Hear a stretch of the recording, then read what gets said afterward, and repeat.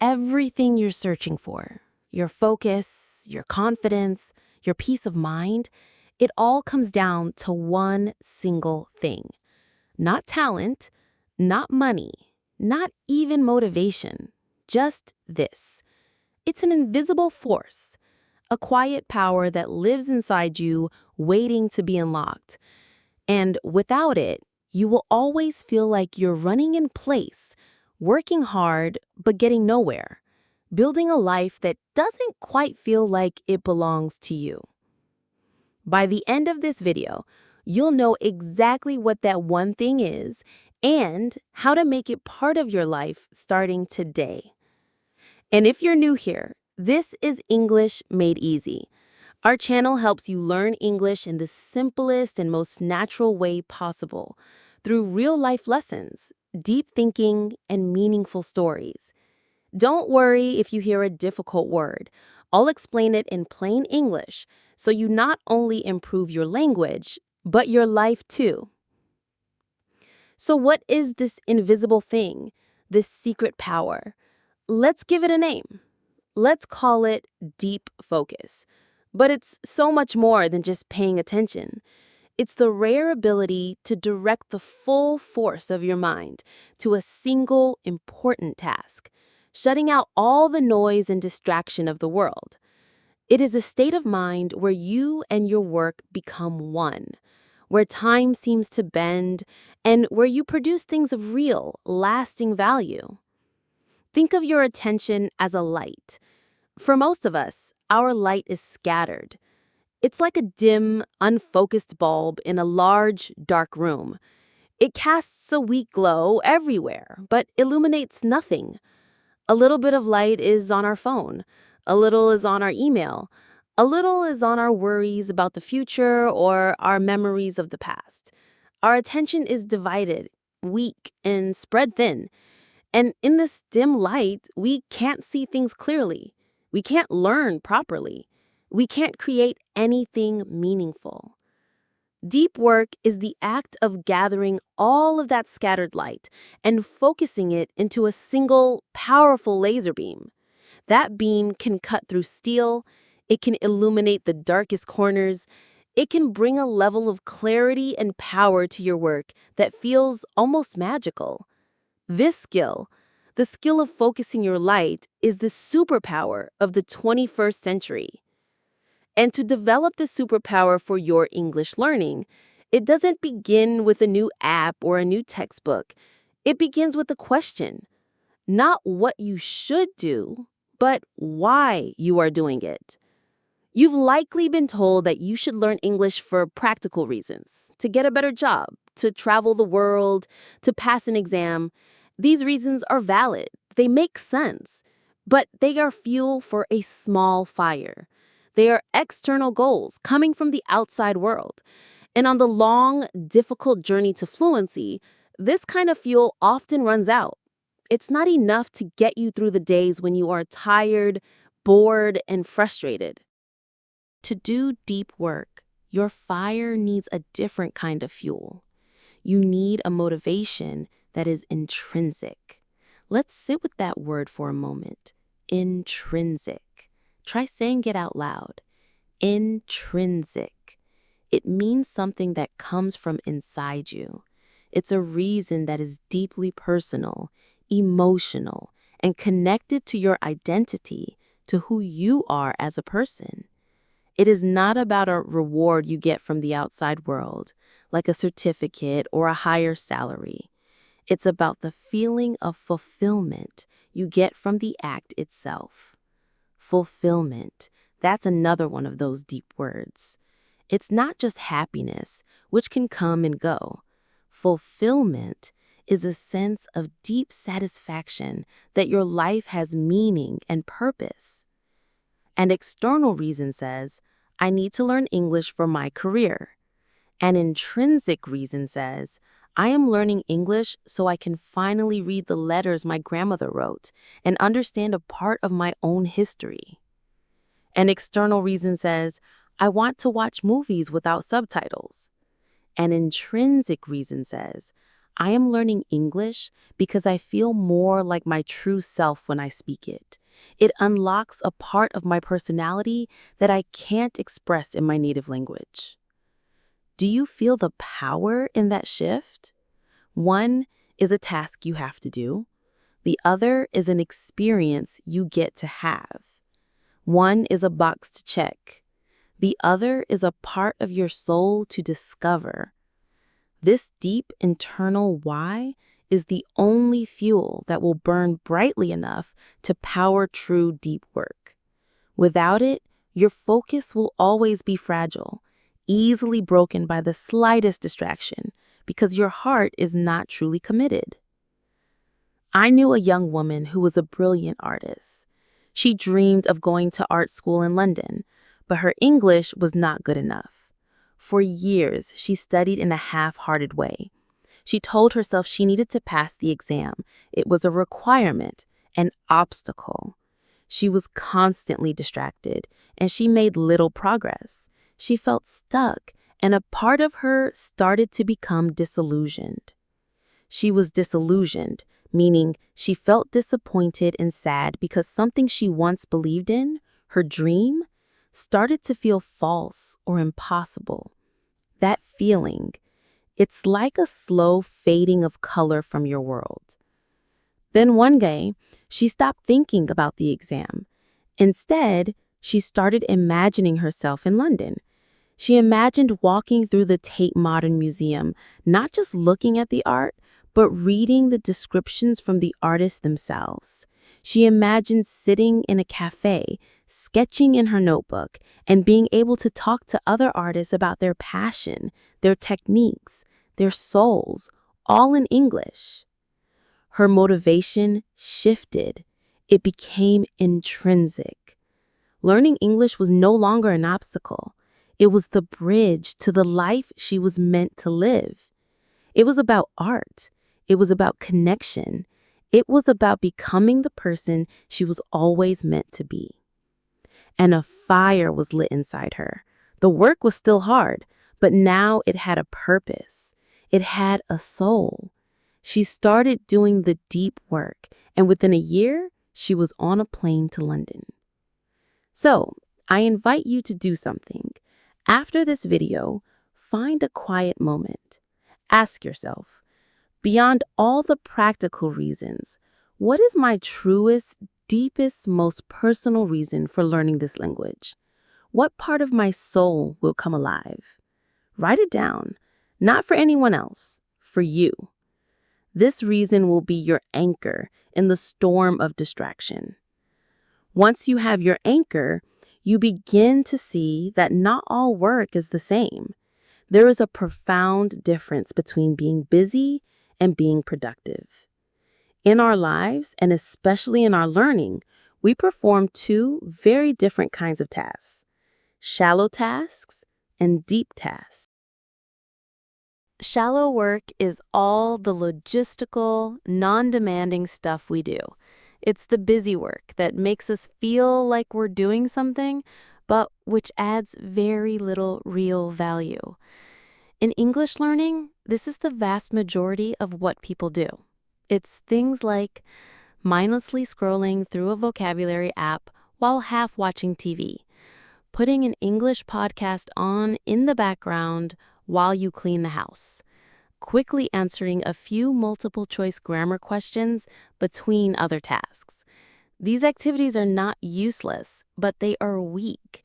They do not build the powerful connections in your brain required for fluency.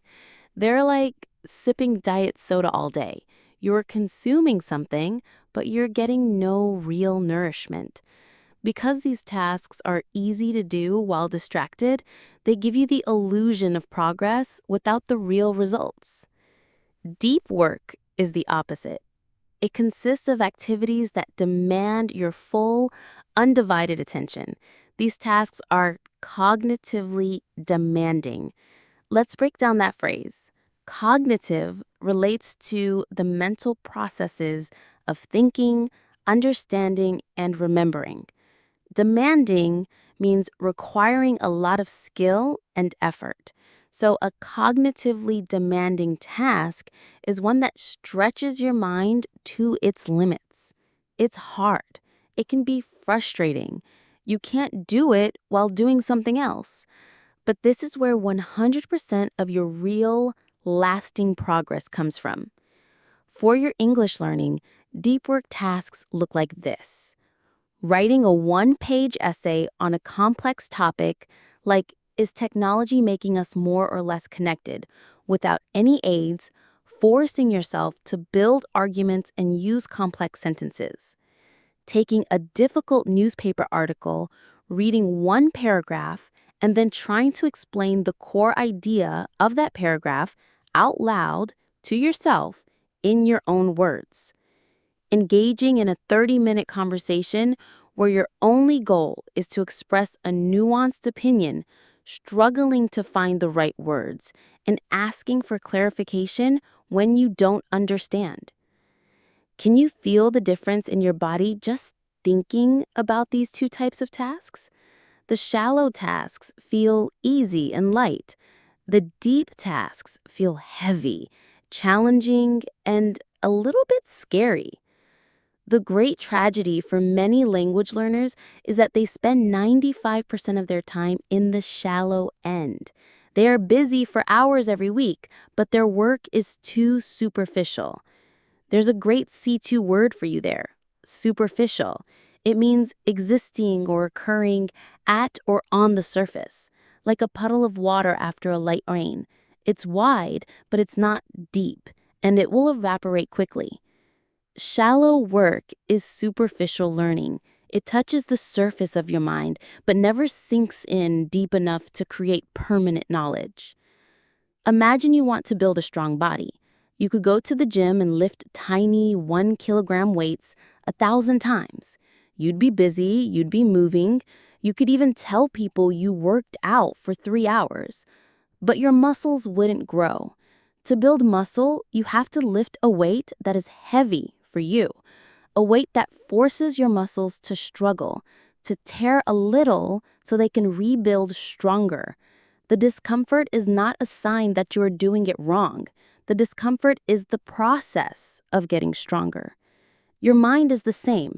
You must be brave enough to step away from the easy, superficial tasks and embrace the discomfort of the deep ones. Now you have your deep why. You understand the difference between deep and shallow work. So the next question is a practical one. In a world that is designed to distract us, how do we create the conditions for this kind of intense focus? You cannot simply will yourself to do deep work. Not anymore. The modern world is a battlefield for your attention. Your phone, your apps, your social media notifications, these are not neutral tools. They are products designed by thousands of the world's smartest engineers with one single goal: to capture and hold your attention for as long as possible. Your brain, which has been conditioned for years by this constant stream of easy dopamine hits, will physically resist the quiet, difficult effort of deep focus. Therefore, you must be strategic. You must become an architect of your own environment. You must build a fortress to protect your focus from the invasion of distraction. The author Cal Newport calls this creating a deep work ritual. A ritual is a series of actions you perform in a specific, consistent way.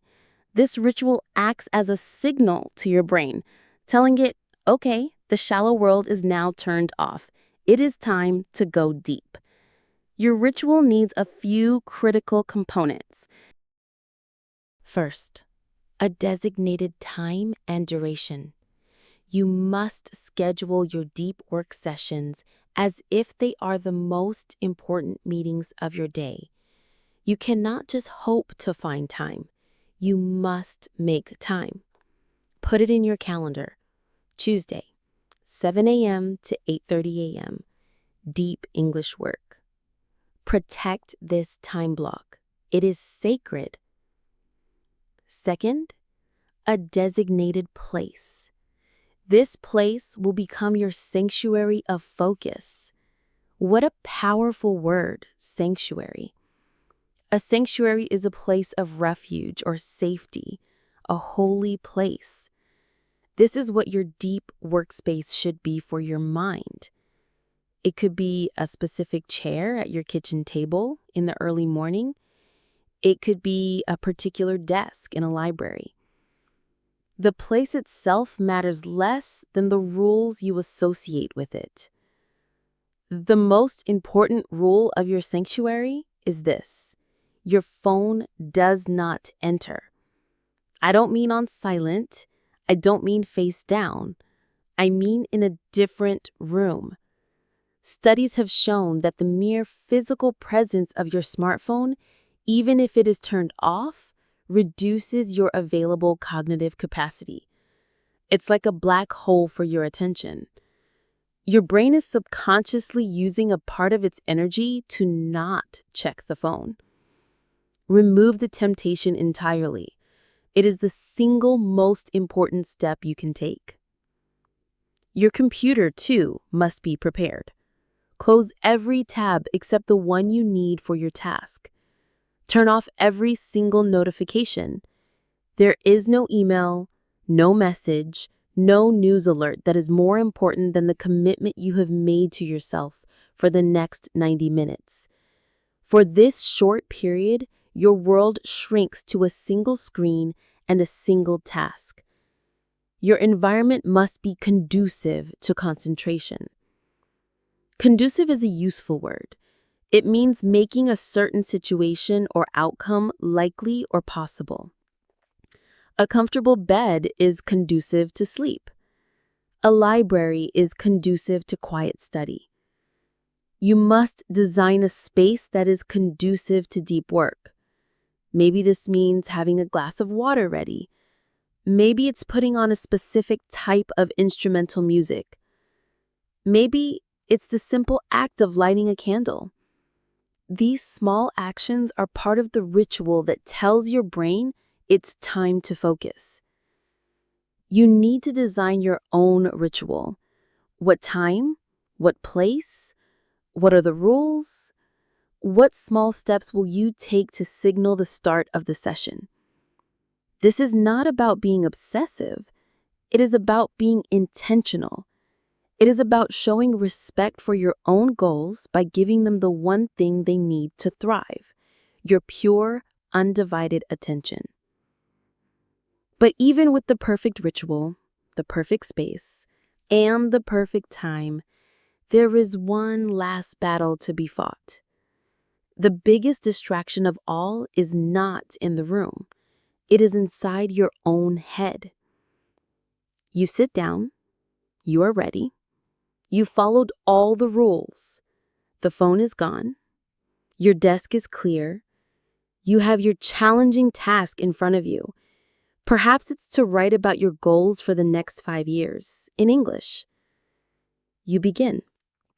For a few minutes, you feel it. You are in the zone. The words are flowing, and then you hit a wall.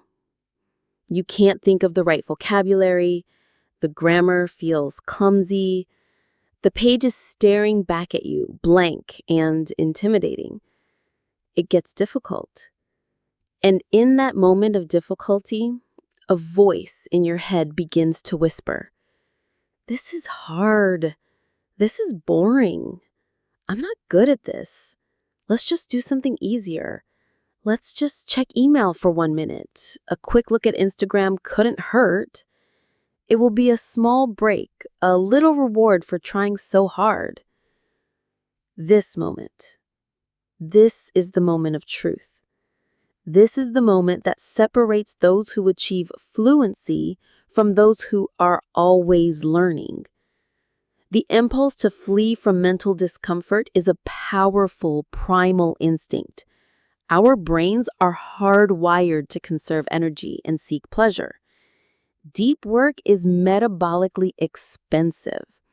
It burns a lot of mental glucose. And the easy distraction of the internet is the mental equivalent of a sugary donut. A quick, cheap, and ultimately unsatisfying hit of pleasure. Our modern lives have trained us to have zero tolerance for boredom. The instant we feel a void, an empty moment, we reach for our devices to fill it. We have systematically trained our brains to be unable to sustain focus. To succeed at deep work, you must retrain your brain. You must learn to sit in the fire of that discomfort. You have to be willing to be bored. You have to be willing to feel stuck. You have to embrace the grind. When that urge to flee rises up, your job is not to fight it, but simply to notice it. Acknowledge it like a passing cloud. Ah, there it is, the desire for distraction, the feeling of boredom. And then, gently and without judging yourself, you bring your attention back to the task at hand, just back to the next single word. This is how you build your mental resilience. Resilience is a beautiful concept. It's the capacity to recover quickly from difficulties. It's a form of toughness. When you get knocked down, you get back up. Every single time you feel that pull toward distraction and you choose to return to your work, you are doing a single push-up for your focus muscle. You are building your mental resilience. In the beginning, this will feel almost impossible. Your mind will feel like a wild horse pulling you in 100 different directions. You may only manage 5 or 10 minutes of true focus at a time. That is normal. That is okay. The goal is not to achieve a state of perfect, unbroken concentration. The goal is to get better at returning to focus over and over again. You have to accept that the reward from deep work is delayed. The pleasure of distraction is immediate, but it is also ephemeral. What a gorgeous word, ephemeral. It means lasting for a very short time, like the beauty of a sunset or the foam on the wave. It is here and then it is gone, leaving you empty and wanting more. The pleasure of checking your notifications is ephemeral. The satisfaction that comes from deep work is the opposite. It is earned. It is deep. It is lasting. It is the feeling of looking back at a 90-minute block of pure focus effort and seeing the 3 paragraphs you wrote, the new connections you made in your mind. That feeling doesn't disappear. That feeling builds on itself. It creates a quiet, unshakable confidence in your own abilities that no amount of external validation can ever give you. So be kind to yourself, but be firm. Learn to tolerate the boredom. It is not a signal to stop. It is the price of admission to the world of deep work. Now, we have all the components, your deep why, the distinction between deep and shallow tasks, the ritual to create your sanctuary, and the resilient mindset to overcome internal distraction. Let's put it all together into a practical, powerful 90-minute deep work session designed for English fluency. This is not a rigid prescription, but a flexible template. It is a container for your focus. A 90-minute English deep work session. The first 5 minutes, the wind-up. Your session doesn't start when the timer starts. It starts here. Take 5 minutes to prepare your mind. Sit at your prepared station. Close your eyes. Take 3 slow, deep breaths. Exhale the noise of the day. Verbally or in your head, remind yourself of your intrinsic motivation. I am doing this to connect with my grandfather's stories. I am doing this to unlock my most creative self. Then, state a very clear, specific goal for this session.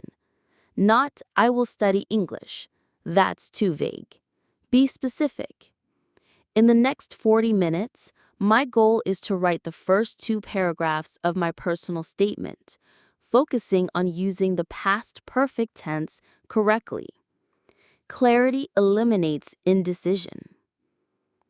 The next 40 minutes, deep production. Set a timer for 40 minutes. For this block, you must be in production mode. You are creating language, not just consuming it. This is the heavy lifting. Some powerful options? Focused free writing. Open a blank page, Write about a complex topic without stopping to judge, edit, or look up words. If you don't know a word, describe it. The goal is to keep the mental engine of production running. Deliberate speaking. Record yourself speaking about a topic for 5 minutes. Then, spend the next 35 minutes transcribing what you said, writing it down word for word. Then, take a red pen and correct your own grammar, vocabulary, and sentence structure. This is incredibly difficult and incredibly effective. During this block, you are forbidden from looking anything up. The struggle to retrieve words and structures from your own mind is what strengthens the neural pathways. The next 10 minutes, the true break. When the timer sounds, stop immediately. For 10 minutes, you must give your brain a real rest. This is non-negotiable. Do not check your phone. Do not open a new tab. Screens are not rest. They are just a different kind of stimulation. Stand up, stretch, walk around, look out a window, drink a glass of water. Let your mind wander freely. This unfocused downtime allows your brain to consolidate the learning you just did. It's as important as the focus itself. The next 35 minutes, deep input. Return to your desk. Set the timer for 35 minutes. This block is for a different kind of deep work, meticulous input. Let's look at that word, meticulous. It means showing great attention to detail, being very careful and precise. This is not passive reading or listening. This is active, meticulous analysis. Some powerful options. Sentence mining. Read one page of a high-quality, challenging book or article. Your only goal is to find 3 to 5 sentences that are perfectly constructed or contain a new, interesting piece of vocabulary. Copy these sentences into a notebook and analyze why they work so well. Intensive listening. Listen to a 1-minute audio clip from a native speaker. First, just get the main idea. Second, transcribe it. Third, listen again and shadow them, trying to match their pronunciation, rhythm, and intonation exactly. This kind of focused, detailed input builds a rich, intuitive understanding of the language that hours of passive listening can never replicate. The final 5 minutes, the wind down. When the final timer goes off, the session is complete. Take these last 5 minutes to review what you accomplished. Look at the paragraphs you wrote. Read over the sentences you mined. Acknowledge the effort. Feel that deep, earned satisfaction. Briefly, make a note of what you want to work on in your next session. Then, close your notebook, turn off the computer, and walk away. You have just done more for your English fluency in 90 minutes than most people do in a week of distracted, shallow study. You haven't just learned some English, you have taught your brain how to focus. This practice is more than a study technique. It's a philosophy for a meaningful life. The world will continue to scream for your attention. It will tempt you with the easy, the shallow, and the ephemeral. It will tell you the lie that a full calendar is a full life.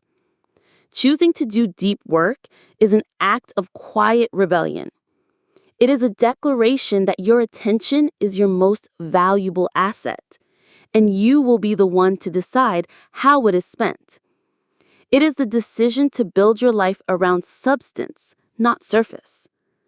When you practice deep focus for your English, you are doing so much more than learning a language. You are training the muscle of concentration that will serve you in your career, in your relationships, and in your own private quest for a life of purpose. You are learning how to be present. You are learning how to create value in a noisy world. You are learning how to build a life that, in the quiet moments when it's just you, feels profoundly and authentically your own. If you don't know who you are, no goal will ever feel right. Thank you for spending this time with me today. Learning this way, through deep ideas, is a powerful method. To make it a daily habit, I encourage you to listen to our podcast. A little bit of deep listening every day will help you improve your English faster than you can imagine. Until next time, be well.